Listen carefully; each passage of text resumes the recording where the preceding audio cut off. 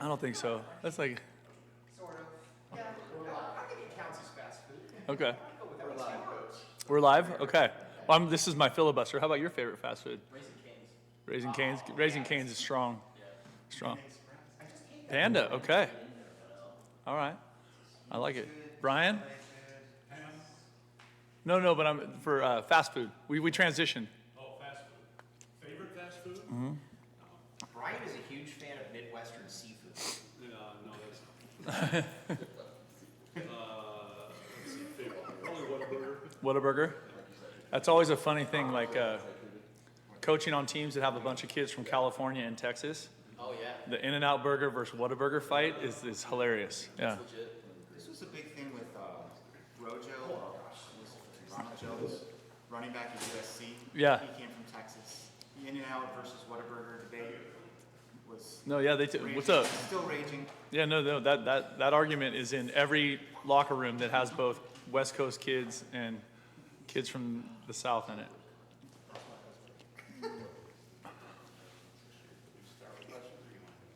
I'm good. What do you got? Anybody have any questions? Justin? Cool. I know you've only been able to work with these guys for a year, but just the senior class, considering what they've gone through, how much do you want to make this day really about them and make it special? I think the whole season's about them. When you get into that last rodeo, that last ride, it's such a reality check for them. And I think all of those guys have given so much to this program, given so much to their teammates, so much to the University of Arizona. I'm just incredibly grateful that they chose to stick through this last ride with me and the new staff, because obviously that was a complicated time. It was really, really challenging. And to their credit, those guys stayed together and held the team together best they could. And I'm just eternally grateful to all of them. Michael, any update on Jonah's status for Saturday? Not yet. He's moving around a little bit, so I'm hopeful, I guess. I'm hopeful. We'll see. Is it like a morning of the game, work him out? We'll probably see a little bit more tomorrow. We'll probably have a little bit of an idea. Hopefully by Friday we'll have a little bit better idea. And what are your plans for tomorrow as far as Thanksgiving meal and all that? Yeah, so it's something that I guess they've done here for a while. A big kind of Thanksgiving brunch with the players and their families, and which I think is just really, really special. It's always a complicated day when you have a game. Other places I've been, sometimes you're on the road for that game, and it is what it is. Sometimes you're, at my last stop, we had so many players from California that either, we did something on Wednesday night with the coaches and the team, and our wives would cook all the dessert, and then we'd send the players home after practice Thursday morning, and all the players would go shoot my house, Zoe's house, players' houses, and so we just, like, my only rule for the team on that day was that everybody had somewhere to go. This is different because so many families come to town for this game, right? Which I think is just awesome, and I think it's great that we get to break bread and be together in the morning, then get into our routine for a Thursday practice. Right. There's been a lot of talk this week just about the emotions, passion, hate, all that with this rivalry. How do you manage that and not let it bleed into the actions of the game, personal fouls, after the whistle kind of stuff? How much have you brought that up? No, we talk about it every day. I think that's something that has to be on your mind. I made the statement before.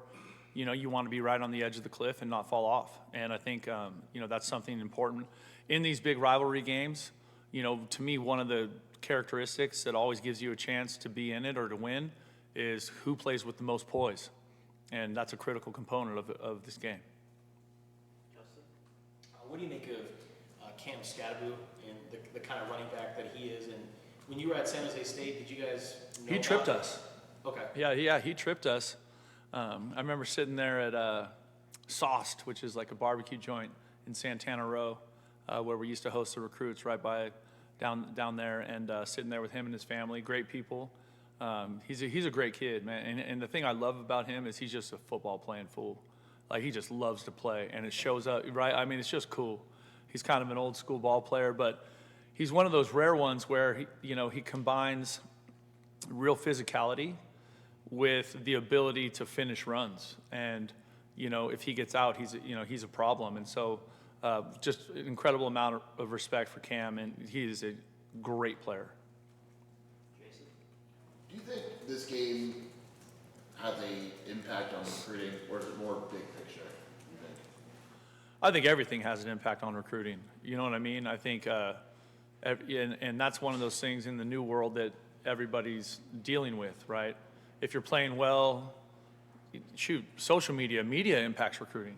If you're not, same thing, So, but I think, in the state, obviously this is a huge game, and there's always fierce competition for the best players in the state of Arizona.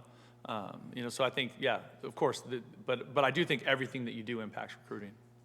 And I think you have to have that mindset with it. What are the senior day plans? So we're following the script that they've used here in the past, with just, announcing them on the screen and having their families be there, just kind of your normal stuff that way. Do you have a number? 12? 14? Okay, 14. Yeah. If you look at your team and you look at ASU, one of the biggest differences is they've had great stability on the offensive line. I think they've had 4 guys who've started every game at the same position. They've only had 3 different lineup combinations. You guys have had a lot more different lineup combinations. Right. Almost nobody started at the same position throughout the season. How big of a factor has that been in the offense maybe not being what you had hoped it would be? I think that has a big impact. I honestly believe that football games are won up front, and like having consistency with the offensive line, because those 5 guys have to play in concert. You know what I mean? Like they have to be lockstep, and so when you get a chance to have some continuity there, where the same people are playing the same positions, right, and they know each other, and they that part of it. I think that was one of the beneficial things Arizona had a year ago, right? Is like real consistency with the offensive front. Like. And sometimes years are like that, and you're trying to do everything you can to get those guys to come together and gel and, be able to play together. And we've been doing that all year, just fighting hard. And Big Josh is doing a great job just trying to get the right pieces in there and giving them things that we think we can execute. But it is challenging. You can't plan for injuries, obviously. But what can you do this upcoming offseason to maybe put yourself in a better position to handle things if there are a couple injuries? Well, I think that's a combination of recruiting and then just kind of the, like whatever our clarity is with our strength and conditioning staff and our training staff and just like all those things that you constantly evaluate after every season. Like that's just part of it. But I think that depth is a huge component of that, and adding the good pieces that when you have somebody get injured, that you're not having a big drop off. When you would prefer to not go from a senior starter to a redshirt freshman. Like you would prefer to not do that if you can, just because there's so little experience in that redshirt freshman, and so much about playing, especially the offensive line, is about experience. When it's all said and done, how do you think T-Mac and Noah will be remembered from their time at Arizona? I think they'll be remembered as legends. I think they'll be remembered as guys that were incredible football players and also outstanding people in the community. I think when I'm watching this thing, to me, there's not a better receiver in the country than T-Mac. I think he should win the Blitnikoff. I hope he does. But like his consistency of practice and game day and how competitive he is and the relationship him and Noah have, I don't think there's any reason they shouldn't be remembered forever here. Jonah, whether he plays or not, but there's a good chance it's his last game here. What does it speak to him as a player and a person, like moving positions, doing whatever you guys ask of him, and just his ability as a player? I mean, that speaks to what kind of teammate he is, right? Like how much he cares about Arizona football. His willingness to move from right tackle to left tackle, then back to right, then back to left. I mean, that speaks to me so much about how much he cares about the team, how much he cares about his teammates, and how much he cares about the U of A. He's one of those players who, has got a lot of NFL interest. Yep. Could go pro after this year. Tacario Davis is another one who's maybe on the fence a little bit. Have you had conversations with those guys already about that, or is that something you will do with them like next week? Yeah, that's something that we're just focused on this game, and that's really where everyone's head is at right now. Obviously, like there's some big decisions for some guys in the program, and we respect it and we get it. But leading up to Saturday, it's all about that, and then we'll circle back on some of those things. So I know you've been a part of it as a coach already, but what have you observed from guys like Chuck Cecil and Brandon Sanders and guys who have been in the battlefield about what this game means to them? Shoot, Bobby Wade. I mean, yeah, just how passionate they are about this game, how special their memories are of it, and one of the things that's really cool, and I think this is common about rivalry games because it's probably the same for fans or you all, is how clearly people remember what happens in these games, right? Like there's a very clear, historical, this is what happened on this play. This was the score. This was how much time was on the clock, right? Like I think that's a really special thing. Jason? Is there any mentality to, okay, this is the last game of the season, let's be more aggressive than maybe we would game 3, or have a different mentality at all? I think it's all about doing whatever we can to win. And I think whatever we need to call on either side of the ball to get that done, we got to do that. I still think it's going to be about playing consistently good football. That part of it I think is critical because you don't want to put yourself at a disadvantage either. So playing clean, playing good football, not being just littered with penalties, being great with our ball security, and finding ways to battle and win the turnover battle, I think are critical. So I think good football trumps all that, right? Blocking, tackling, just huge effort game for us. Like the consistency of those things is more important. Who or what stands out the most to you about ASU's defense? They are playing hard. I think I think their defensive line, their defensive ends are really athletic and active. But really when you turn on the tape, they're playing their tails off. Like ton of respect for those guys and the people that are coaching them. They're playing extremely hard. They're playing with a lot of confidence, and that shows up when you watch the film. Justin? How do you think a win on Saturday could set you guys up for the offseason? Having done this for a long time, like no matter who you're playing, it always feels better to end on a winning note, like no matter what. Bless you. It always feels better. You know what I mean? Just like that part of it, the momentum for the offseason, how the guys feel going into it, all that stuff. And I've been on both sides of that. You know what I mean? But I do think it is really important because it gives you a chance. You want to feel great, and it's like the disappointment, the frustration of the season, like that's a reality, and we can't change that. But we have a chance to feel good on Saturday if we'll play great football, and I think that's what like I'm looking to. Any more questions for Coach? Michael? Josh Baker said something really interesting yesterday, that he felt like you guys have had harder practices than either of the previous 2 coaching staffs that he played for. Okay. What do you make of that comment? Do you think that eventually that that'll start showing up in games? I mean, you've been kind of harping on that for a while. Yeah, I hope so. I think how you practice, the intention and the physicality that you bring to the practice environment is critical preparing you for the game days. And I think we're playing in a conference that looks to me like it's going to be a physical one, and it's going to have some big people, and we're going to have to be built that way to get in those big boy fights and be in the position at the end of the season to play into the championship space. And so I think, football's a physical game, and I think you got to practice that way, and you got to practice with crazy effort, and you have to practice with high level, intense, attention to detail. Like those things have to show up in practice so that when you get to the game day, you're ready, you're fresh, and you're just excited about cutting it loose. You know what to do, and your body is hardened by the work you've done leading up to it.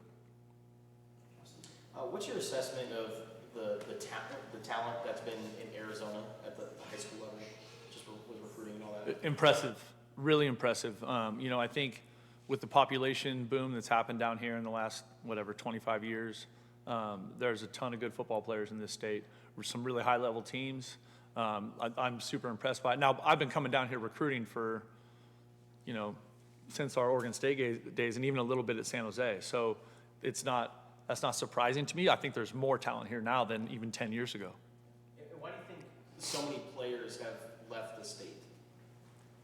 That's a good question, because people have said that to me, that in-state kids, are interested in being somewhere else.